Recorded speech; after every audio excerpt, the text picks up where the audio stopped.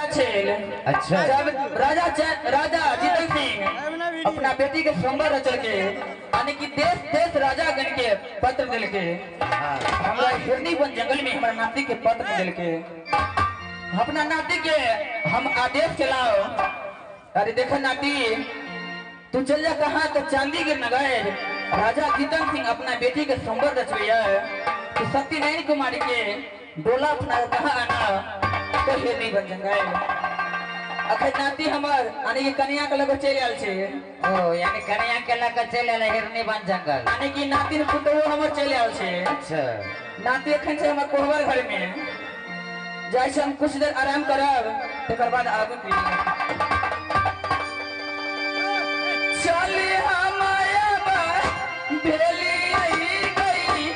दीदी का बियाह टूटा टूटली का जो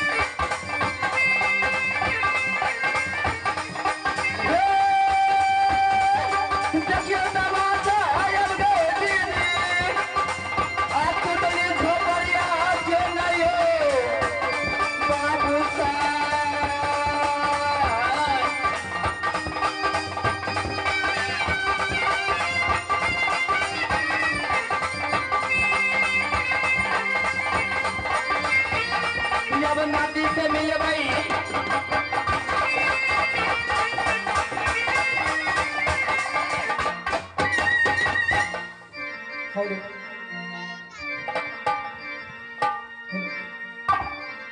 सदा भवानी दाहिनी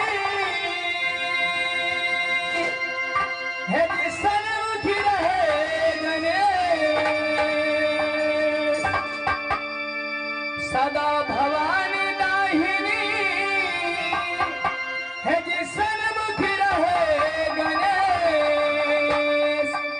अज तीन देव मिल अच्छा कर अज ब्रह्मा विष्णु महेश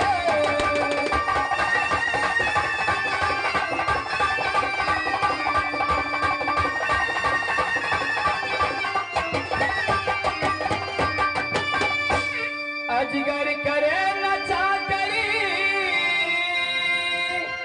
ए जी पंछी करे ना काम अजगर करे नचा करी ए जी पंछी करे ना काम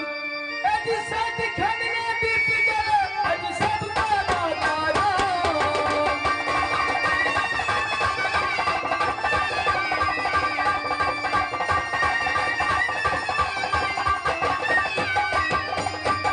हे माता सरस्वती